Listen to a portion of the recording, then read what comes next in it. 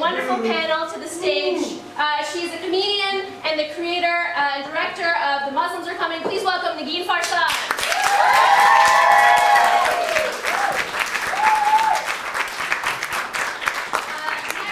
Awesome, amazing stand-up, Hadiyah, ladies and gentlemen.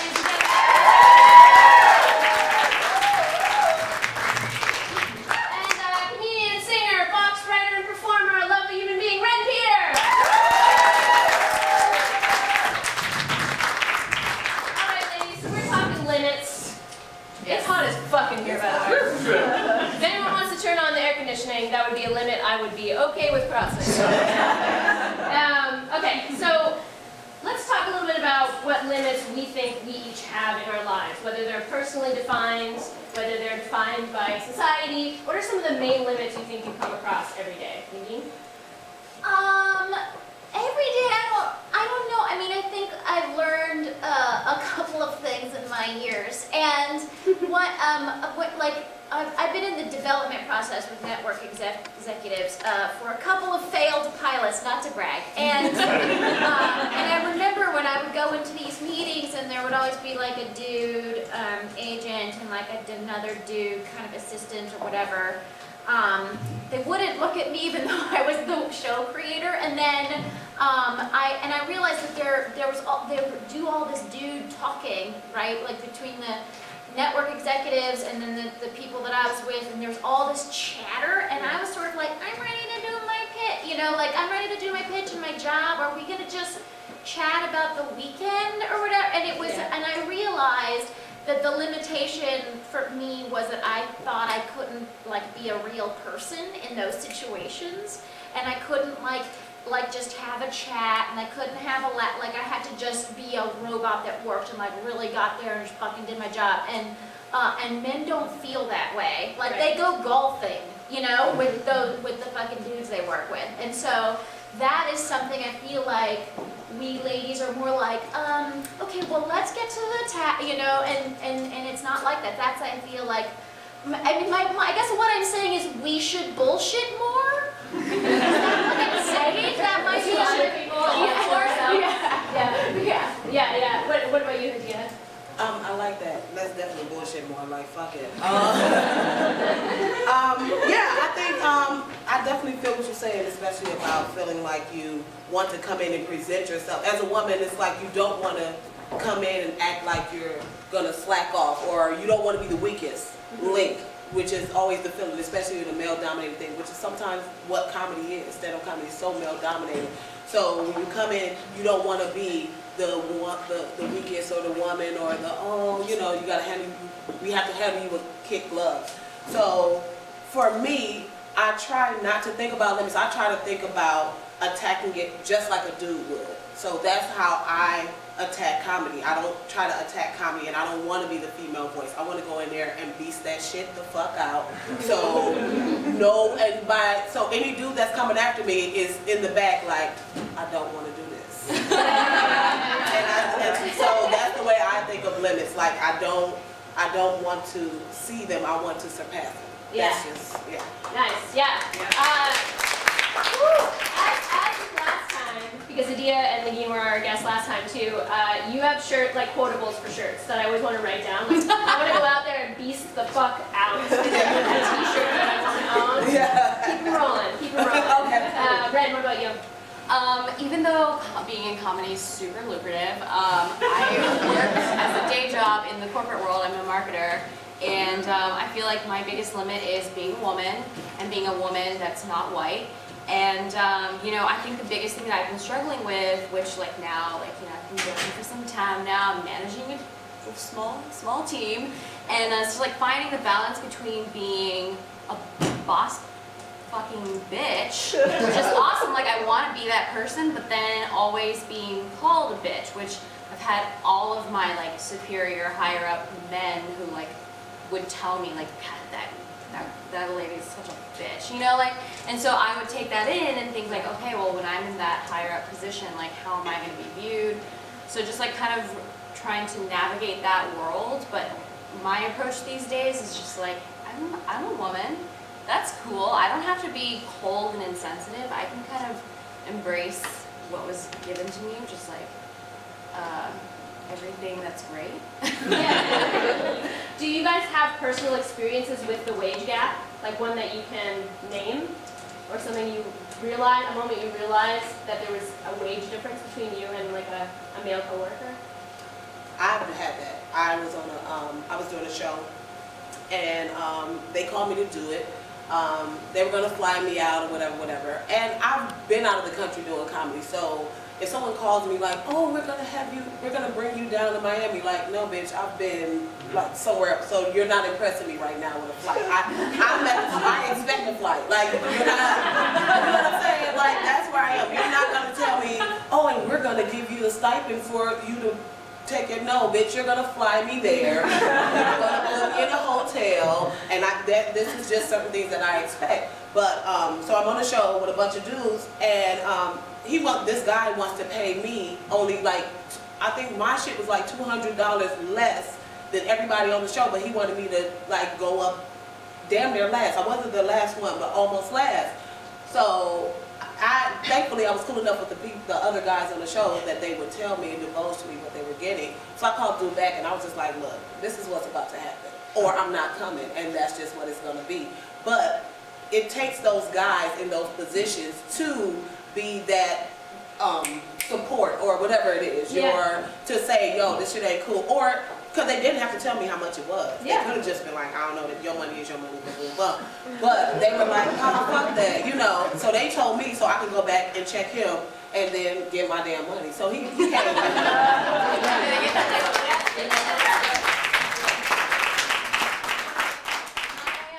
When I first moved to New York, I was a forensic consultant for a major consulting firm.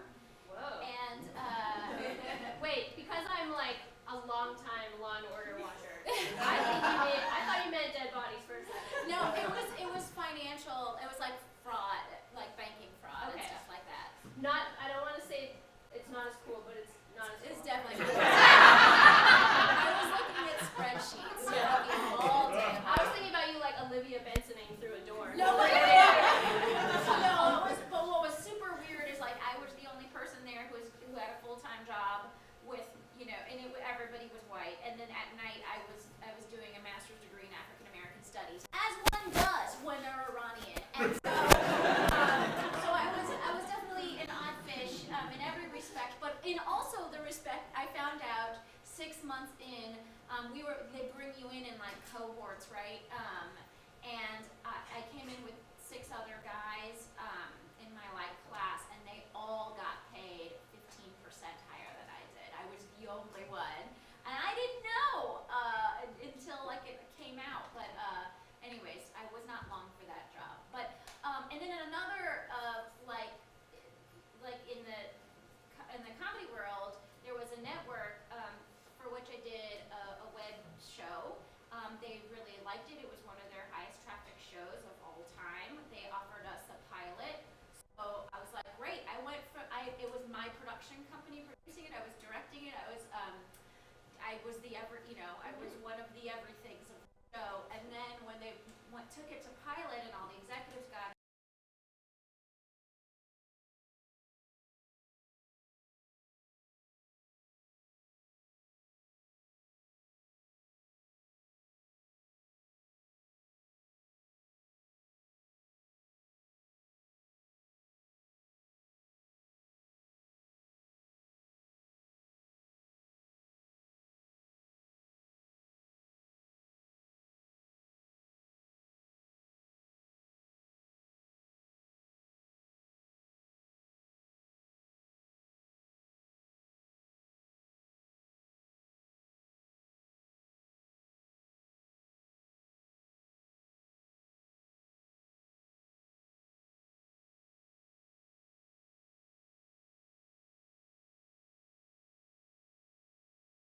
We aren't really talking about is a performance gap, because women in the workplace and all types of workplaces are expected to do above and beyond like what is in the job description. And an example I would give is in an actual constructive review feedback session with my boss 3 years ago, his feedback, which is supposed to be objective, was you're too sarcastic sometimes. And I was like, how is that constructive at all? And that was like given to me, and I talked to all of my male coworkers, and none of them have ever gotten something similar to that, even though I would say I'm pretty pleasant. And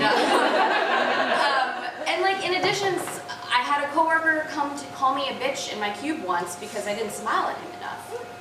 And so, you know, it's just like kind of like these little like microaggressions that like we don't really, there's no like paper to prove these things. Yeah, sure. But it's a huge gap in what's expected of women in any type of work environment or any type of environment in general that isn't really spoken about. Yeah. I will piggyback on that because I used to work in television. I had a local production job or whatever.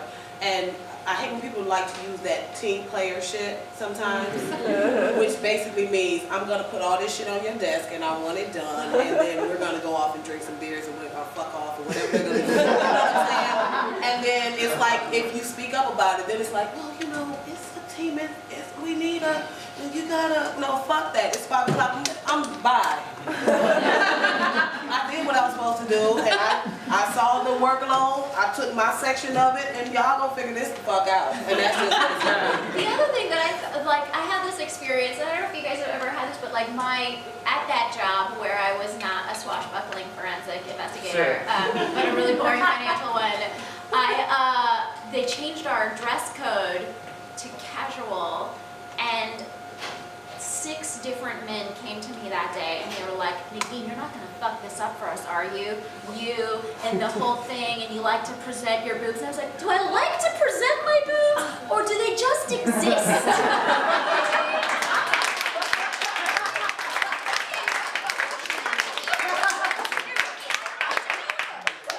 And so I was like, I can't believe this. They think I'm gonna ruin casual Fridays.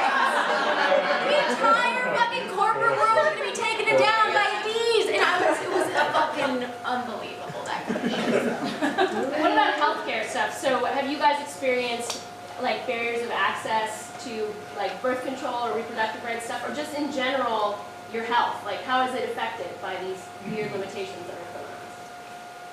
I think it's cultural for me. I think there's like a cultural limitation for me. I know, you know, in college, I was still on my parents' health insurance, which I definitely milked that until I was 26. I like freaked out about getting on birth control because I thought the insurance company would call my parents, be like, your daughter's having sex, she needs birth control. And so like I held off on that for a year because I was dumb and didn't ask any questions, which could have been pretty dangerous for me. But you know, it was like a very cultural thing where I didn't think my brother would ever have to go through that. But I freaked out because I thought my parents would disapprove, you know, and condoms are just like there, and you don't have to like really worry about it, but like women have to go through so much to just like protect themselves. Yeah. I'm about to get all the way real right now. No, it's a true story. So I actually had an abortion at 17. So because I was 17, I had to go in front of a judge. Where was this? This is in Michigan. I'm actually from Flint, Michigan. I had to go in front of a judge, and I had to. So it's like a courtroom. There's a judge. I'm there, and there's a bitch that's like against me that I have no. And she was legit like objection. I'm like, who is this? I'll never make this up. She was like object. I remember her objecting. It was actually so traumatizing. I don't remember the whole thing, but I had to go in front of a judge, and it was just like, well, where did you have sex, and who was this boy, and where did y'all do it, and why did you have sex with him, and why did you use a condom, and how did you get pregnant, and where is he now, and where it was bizarre. It was the most bizarre thing. And he didn't have to be there? He didn't have to be there. I had to go.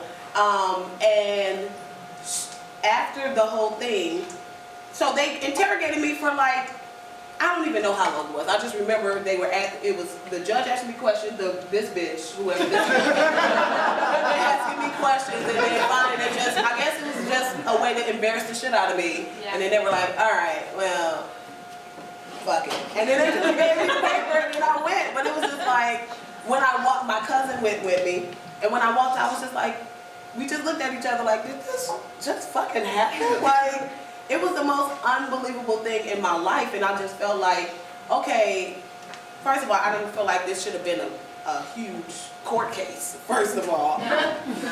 But if this is a decision I'm making even at 17, this is my decision.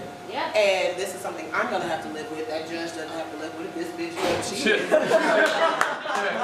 Never gonna have to live with it. I'm never gonna see her. I've never seen this woman again. It's not like we go to the same church and I look at her. So I think that's one of the things that's the worst. I think is these ways that they embarrass women about the decisions that they're making when we have to live with that decision. They Yeah. don't. Yeah. Thank you for sharing that.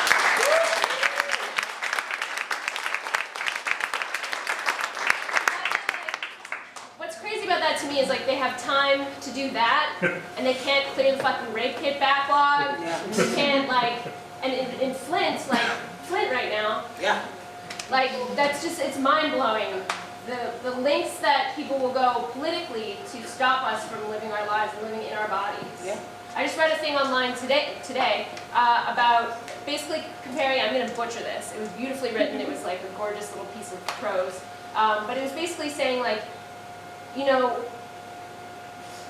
there's this thing about your body being your own body, and people get sent to prison for murder, for murdering other people, or for interfering with their bodies, and there are ways in which we are stopped from interfering with our own bodies that put us in the position of feeling like not only do we not own our body, but that someone else owns it on our behalf from the moment we're born.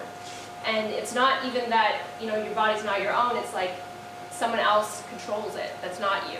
It's not like you have dysmorphia and you're looking at yourself standing in a corner going, I don't understand my body. It's like, once you get over the hump of understanding your body, which is a whole other thing, sorry about that unintentional pun of saying hump. Once you get over that, then there's this whole other battleground of like, well no, you don't get to decide this. This bitch over here gets to prosecute this bitch. Gets to decide. And she's prosecuting not you, but your body. Yeah. Yeah. Quite literally our bodies are battlegrounds. Yeah. But there's even more nuance when you throw race into that too. Absolutely, yeah. And it's funny because it exists on so many different fields. Like, shout out to Council Speaker Melissa Mark Viverito, because she's sponsoring a bill to remove sales tax on tampons. Yeah. I don't think is actually included when they calculate the wage gap. So you need to redo those numbers. Yeah, Because for it's even tampons. worse because we have to pay for that shit every month. Yeah, it's true. So yeah, so it's, I mean, so it's like in a lot of little tiny parts of existence where we're like, you know, fucked up. Yeah, because that's a luxury tax, or something. It's a like tampons and shit is supposed to be a luxury. Yeah. Who the fuck? Well, that's why I love that woman that was free bleeding while she was running the marathon. Did you guys see that? Yeah. Because I was like, yeah, that's when they're gonna be like, oh yeah, take all the tampons. Are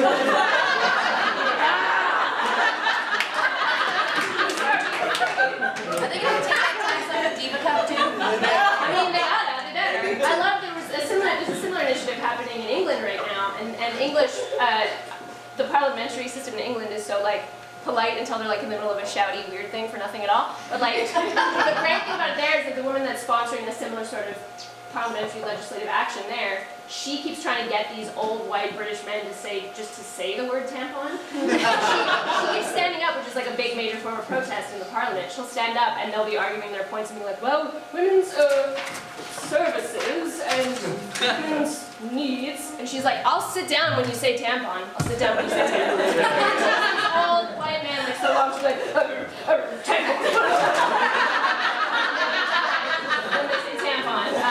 It's totally insane.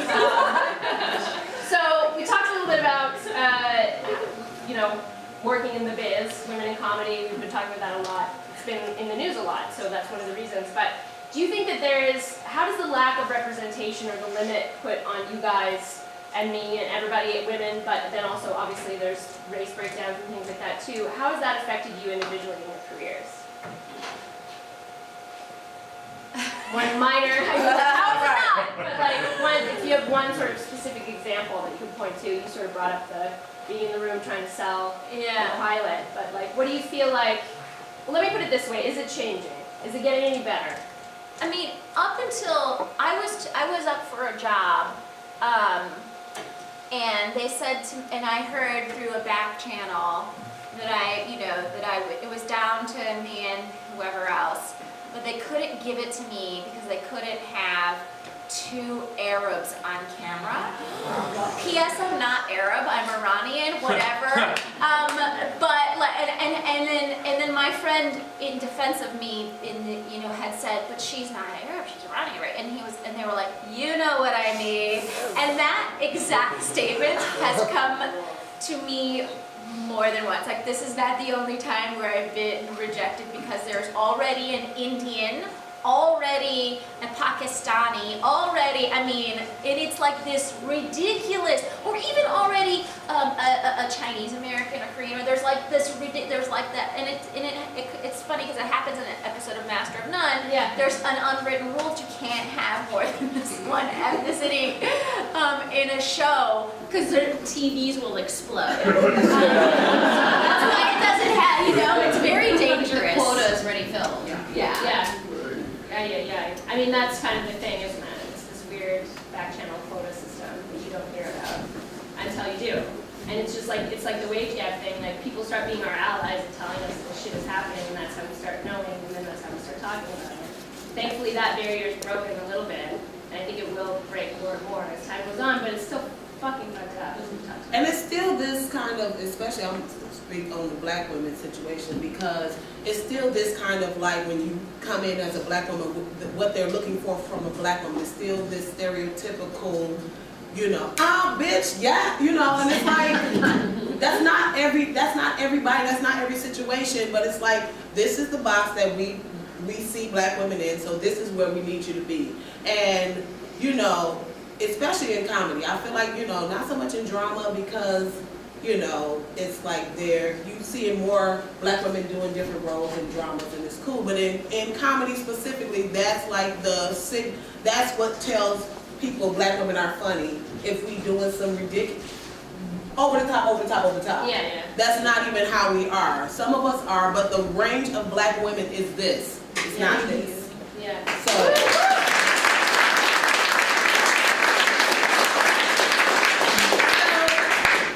Right now, you're like number one thing, your number one limit, the thing that holds you back.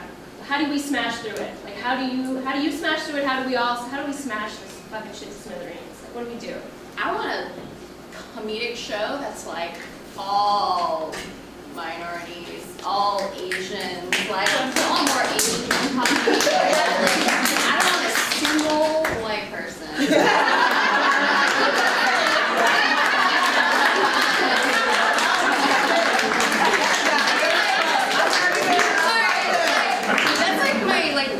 Masturbate too. Now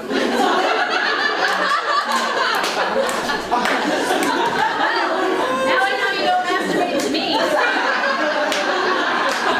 Friendship over.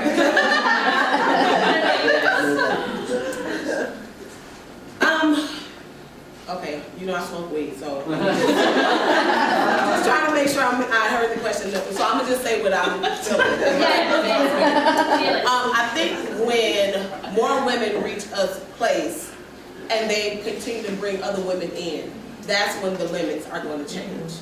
But it's not going to change if women get to this place and they only bring this person up, or they bring people up, but they still want them to fit in this box. Yeah. So you can't, that's not gonna help broaden the opportunity, or that's not gonna destroy the limits that are created. These limits aren't created by us; they're created by dudes with penises. Yeah. So until women start making the rules, then the limits are going to still be there. And if we get in positions and we just say, okay, we're going to still follow these fucking rules and these limits, then it's never going to change. Yeah. So it's really about us getting in there and changing the landscape. Yeah.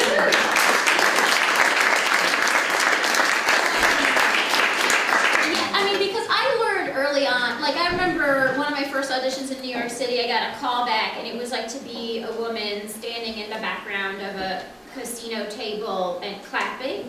And we all got in that. It was some really intense work. And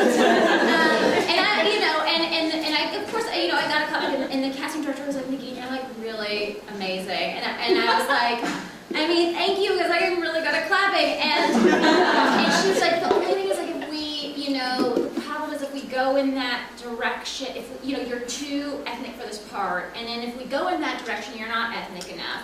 And to which I said, like, I have some bronzer in my purse, you want me to put it on, and we'll do a thing, you know. But that, it just wasn't, so, and it was remarkable to me that the casting director was just honest, but, because you usually just never know. And I realized at that moment that I cannot wait for the business to give me legitimacy. I have to insist on it myself. I can't wait to be anointed relevant. I have to fucking take it, and that's like what you were saying. And that's when I started, you know, making films. And I made 4 feature films, right? You would like, after the first one, they fucking premiered at a fancy festival, they got a distribution deal, they ended up in theaters and then in Netflix, that the film community would have been like, welcome to the world of opportunities. That doesn't happen when you're a brown girl. So I then had to make another one, and then I fucking had to make another one, you know what I'm saying? And that you literally have to do 3 times more. And that, the unfortunate thing is that we're gonna have to be real tired. Oh, it gets worse. But eventually, you know, if you insist on it long enough and you don't get weeded out by just the pain and the pain of patience, eventually you will insist your way into a real voice. Yes. All right.